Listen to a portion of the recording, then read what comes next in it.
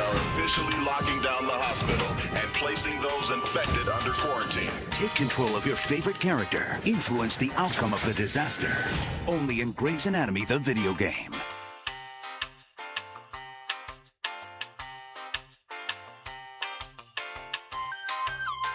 Welcome back to Did They Game It? I'm your host Michael, and today I'll be discussing Grey's Anatomy on the Nintendo Wii. But I think it would be more appropriate if you referred to me as Dr. Michael after playing this game. It is so in-depth, it's basically a surgeon simulator, or in this case, a surgeon stimulator. We work hard and we play even harder around here. But in all seriousness, those doctors are really horned up and need to cool it. So before we get into it, I guess the only thing to say is Dr. Anatomy, paging Dr. Anatomy, the patient is turning gray, or whatever they say on the show. I don't know, I'm not a big fan, but I can say with much uncertainty, I'm sure that line has been uttered a time or two in the show's 20-year run. Today I'll be reviewing 2 episodes from the show. Well, it's a 2-parter. It's the End of the World and As We Know It. Also, people usually just commonly call it the bomb episode. The show starts with 3 female medical professionals in the shower washing each other. I would say the 3 females are aged from mid-20s to early 30s. They seem to be pleasant, well-groomed, and have a healthy sexual appetite for women their age. We soon find out that it is just a fantasy of another male medical professional who joins at the end before awaking. I would diagnose the male with acute penile edema, or in layman's terms, a boner, or what Lady Gaga would refer to as a disco stick. I would suggest the patient drains about 1.5 to 5 milliliters from it and head off to work. We move down the hall and find Dr. Anatomy talking with I'm told that her name isn't Dr. Anatomy. It's Dr. Grey. The hell? Grey's a color. Damn this physician shorthand.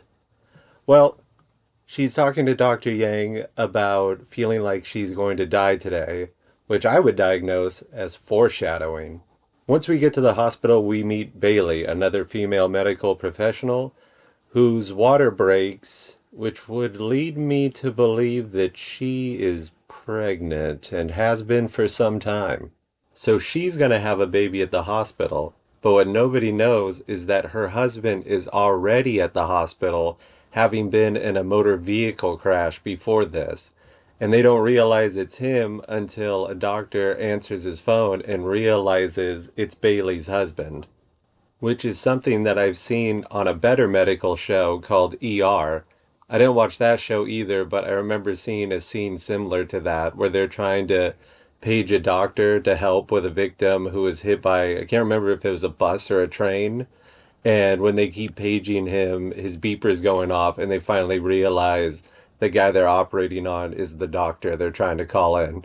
So, kind of rip that off. I don't know if it's on purpose or not. Okay, so this is where it gets interesting.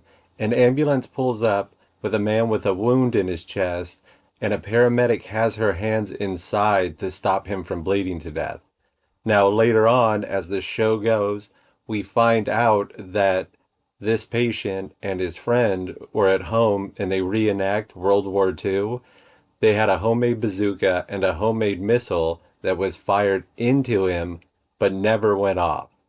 Now, after a little bit, they realize that it never went off, and they have to run up and stop the surgery and make sure the paramedic doesn't let go, because she has her hand on the missile. Also, during that time, there's 2 medical professionals. Let's see, what are their names again? I'm terrible with the names on this show. I'm never good with names, but for some reason in this show, I can't remember anybody. Izzy and Alex, they go off to bang. And then they bang again later in the episode. But that's the sort of professionalism you get here at Seattle Grace Hospital. Which I know the name apparently changed a lot throughout the show, but that one's the easiest one for me to remember, so I'm going to stick with that. So after they find out it's a live bomb, they start to kind of evacuate parts of the hospital. Meanwhile, in the other surgery room, Dr. McDreamy, that's what they call him, is going to operate on Bailey's husband. And he won't leave because he's not going to leave him. They got to do that brain surgery. Meanwhile, in the room with the World War II reenactor and the bomb, the paramedics, Christina Ricci, which, of course, when I was watching this with Maddie, she had to say, "Isn't that the girl from Casper?" And I said, "Yeah," and the lady from Sleepy Hollow. Sleepy Hollow is a good movie. Anyway, so she can't let go. Her hands are starting to get numb. She's starting to freak out and panic a little bit, but she has to hang on or the bomb could go off. Then the anesthesiologist starts talking to her about, people blowing up and stuff like that. And then he has her start using a breathing apparatus on the patient while he sneaks off. He bails and leaves her alone, which personal experience with anesthesiologists, I had one when I did my knee surgery that was really weird and unprofessional. Like on my chart, they took my height and my weight and all that. And then he came in like a carnival game and starts asking, "What are you, 6'5"?" I said, "No." "6'4"? No. 6'3"? No. 6'2"? No. 6'1"? No. 6 foot? Yeah. And then he goes, "Yeah, that's what I thought." Then he starts saying that he thinks my weight is wrong. And I told him they just weighed me right before this. And he goes, well, I guess whatever they say. But let me tell you this. If I would have played Grey's Anatomy on the Wii before that knee surgery, I would have operated on myself right there. I would have been in and out. No doubt. No doubt. So then Dr. Anatomy starts butting into the missile surgery thing and talking to the paramedic while she's starting to panic and wants to bail. And she's close to her and telling her, "Look at me," and such, and trying to get her attention. And then the paramedic just flips and pulls her hand out. But Dr. Anatomy throws in her hand in there and they do the old switcheroo. Now Dr. Anatomy has her hand on the bomb, or Gray, as I guess she likes to be called. But so far, that was the most unreal part to me out of this episode. Was there's no way that paramedic pulled her hand out of that wound and Gray reached in, got her hand in the exact same spot in that quick of amount of time. It was just like a flash second because people dove to the ground and stuff. And then she has her hands on it and it's like super dramatic. But also, I would just think you're probably better off with her just taking her hand off in general and everybody ducks. Because throwing your hand on it, if you don't know where you're putting your hand because it's inside of somebody, you could have easily jostled that thing around and set it off yourself. So, I don't know, that part just was really where I just sighed. I mean, the whole thing, there's parts where it's like, whatever. But that, I don't know. They didn't need that. I don't think they needed to pull off the old switcheroo. But I will say Christina Ricci did a really good job. So there is that. And that's basically the end of that episode. So on to episode 2. Bailey's husband is still getting brain surgery. Oh, and Dr. McDreamy is the one operating on him. And Dr. Yang goes in there and she doesn't tell him that now Gray has her hand inside the patient. And Dr. McDreamy has he has a penile edema for Gray. So she doesn't want to tell him and have him getting upset while he's doing brain surgery. And then the chief of surgery, he has what we would call in the medical field a bum ticker. That they think he has a heart attack, but later on they diagnose it as an anxiety attack because he's trying to manage a hospital with a bomb. Also, they're going to have to move the patient with the bomb because the surgery room that he is in is right next to all of the oxygen tanks and stuff like that. Like it's the primary room where all the oxygen goes through. So the whole hospital would just blow if they stay in there. So they're on the move. Now, while Dr. Gray and the patient and members of the bomb squad are walking down the hall, very carefully, trying not to jostle that bomb at all, Dr. Yang comes up with what I could only diagnose with being fucking annoying. She comes up and starts talking about her love life and stuff, And again, this is just, I can't deal with this. It's just mind-boggling because she's stopping this, and it's like everybody could blow up because I get it's like this stupid drama thing, but come on, like not now. And then she was talking about how the guy she's with, like, thought she was asleep, and he said, "I love you," but I heard him. And this silly broad fell for the oldest play in the book. He knew you weren't asleep. He was just trying to do that, and then you're going to be talking about it and talking about him.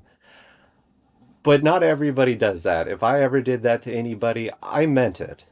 So, not always a trick, but this time I'm sure it was. And she's just silly, and I hate her character more than any of them, and I don't really care for many of these characters. And the only ones that I do seem to like, I would tell Maddie, and then she's like, "Oh yeah, he dies. Oh no, she leaves." And it's like, cool. So just stuck with the characters that seem the most annoying. But then she'll say like, "Oh yeah, that character died, and it's an annoying character," and then it's like good. It's probably good for the hospital and all the patients. They don't seem to really focus on their job as much as they really should. That place is ripe for a lawsuit. Meanwhile, Bailey is refusing to push because she's upset about her husband and they don't know what to do about her, so I guess she's just gonna kill her and the baby. She wants to go home and to wait. Meanwhile, her husband's flatlining.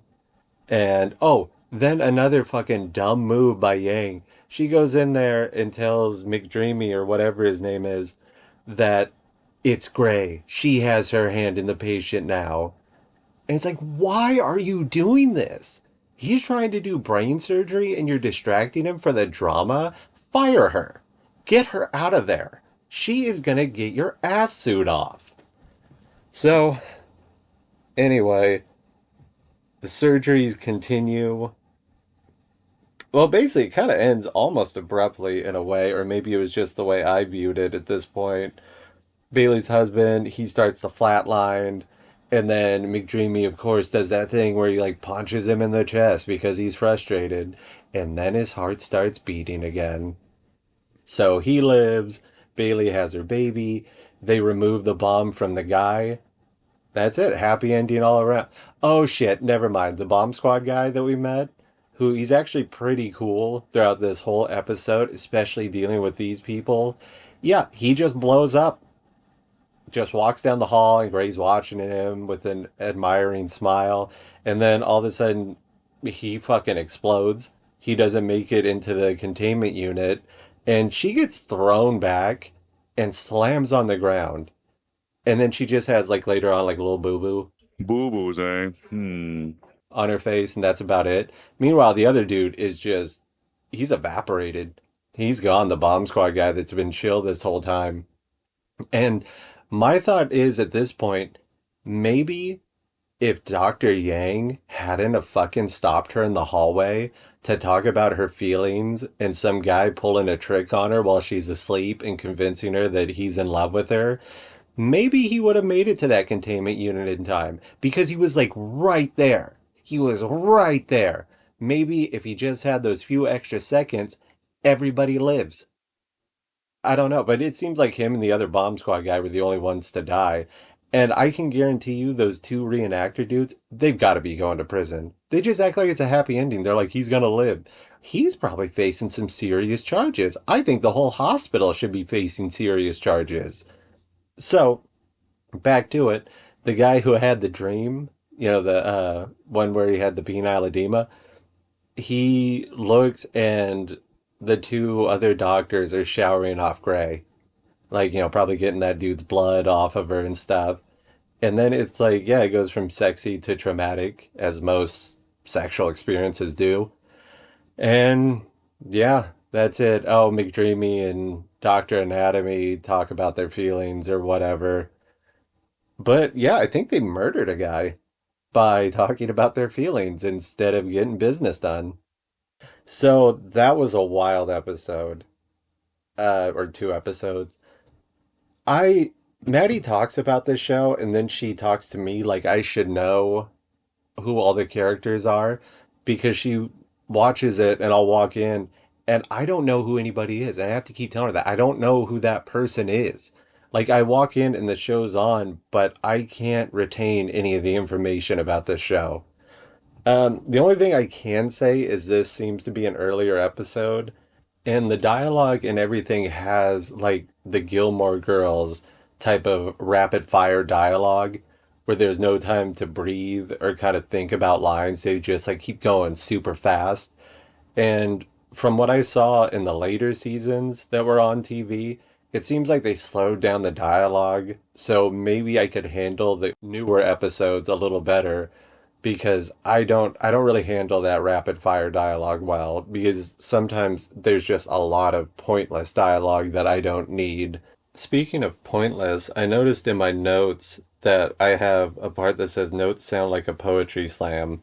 And the line before it is guy with bomb, homemade bazooka, Christina Ricci. That's physician shorthand for you. Alright, Grey's Anatomy on the Wii, or as I like to call it, med school on a disc. So, right off the bat, you're trying to get banged by Derek, aka Dr. McDreamy, but unfortunately for him, I'm a surgeon. I am a surgeon! I'm Dr. Anatomy, not a fucking whore. But we do kiss shortly after anyway. So this happens a lot in the game where you get choices like being flirtatious or playing hard to get. And then you have to do other things where you play games where you flick off doubt and you knock these pictures off the screen. Oh, where do we go from there? Oh, then you go into an appendectomy, of course. Yeah, you gotta sterilize where you're gonna cut. You cut, and then you suck up the blood. So what's annoying is throughout this game, they'll keep saying, press A and move the Wiimote. Yeah, I know, I'm a fucking surgeon. I got it. But everything we do is just press A and move the Wiimote. And sometimes it gets difficult because, the Wiimote isn't always super accurate when you're trying to do stuff. But a poor surgeon blames their tools. You gotta remember that. You're trying to save lives here. So this whole game plays out like an episode. And I guess there's 5 episodes and 5 acts in each episode and 5 scenes inside the 5 acts. It's a real Russian doll of tedious crap. So one of the subplots in this episode is the Davidson Fellowship. Seriously? The Davidson Fellowship? That Yang and now I really desire. And if I've learned anything from Grey's Anatomy about how you get ahead in this world, I'm gonna have to fuck Davidson. I just hope it's a lady. Lady is a medical term we use to describe a female, just in case anybody was getting confused by that. Another level, and I don't think you can call these levels acts or scenes, whatever, is we have to watch Bailey's kid that gets brought into the hospital. So that plays in from the episode we watched. It's that kid she gave birth to. So the kid's alive. That's good. Didn't blow up. Now, there was a part where it said insert catheter. And I thought that maybe this game was going to go harder than I thought. And we were actually going to see a catheter insertion. But it was just placed in the patient's arm. So it didn't get that crazy. So in the beginning of the game, my talent is just getting wasted here. I'm just filling syringes constantly. At one point, one of my tasks is to just turn on an oxygen tank. And you just, again, press A and spin the Wiimote in a circle. And you turn on the oxygen. I mean, I guess you're still saving lives, but I don't know. Still seems below me. I had to shave somebody. And if I would have shaved them in real life the way I did in the simulator, lawsuit, so many lawsuits. They just need to make a game about the lawyers that are just waiting in the lobby here at the hospital. It's really tragic how many people we've lost this week. So there's another subplot where this game was really hard to focus on. But there was another subplot where Dr. McDreamy wrote a bad review for Yang and the Davidson Fellowship. And then Dr. Anatomy narcs on him, which is great for me though. I just want the fucking Davidson Fellowship, and if I don't have to bang anybody to get it, that's a bonus. That's cherry on top. And then there's a new character that was made just for this game, and he keeps hitting on everybody too. And this place is just sexual harassment central. This is really, it could also be a lawyer simulator because yeah, you can find a million cases here. So the new guy starts hitting on Yang at the candy dispenser and tries to offer her $1. I hope it was for candy and not some other act. But anything goes here at Seattle Grace Hospital. One of the final tasks that I did before I gave up on the game was to prove that I don't have a crush on Erica by flirting with Simone. And then one of the tasks was seal the deal, and you're supposed to avoid lust. And how you do that is you have a little bubble that you move around the screen, and you try to avoid the lust bubbles that are trying to enter your bubble. And yeah, if you let lust bubbles get into your personal bubble, you fail that. Then back to it, I go to brain surgery. Finally, we're starting to use me properly. They're utilizing their best tool of the hospital. Brain surgery goes well, not to brag, but my ranking, because you get ranked after each thing, is usually chief of surgery. And with the way this place runs, that doesn't seem like a hard position to get. So I wasn't able to play this whole game. This was one of the worst games I've ever played. It was just so tedious and drawn out. And I fell asleep. Like, I've never fallen asleep playing a game, but I had to pause it, lay down, and take a nap. It's just that boring. I couldn't really focus on anything. Yeah, I think might be the worst game I've ever played. I mean, it functions. The voice acting was terrible too because it was none of the. Not that if it had the cast, it would make it better, but the voice acting in general, the way lines were read, were just weird, and that really stuck out to me.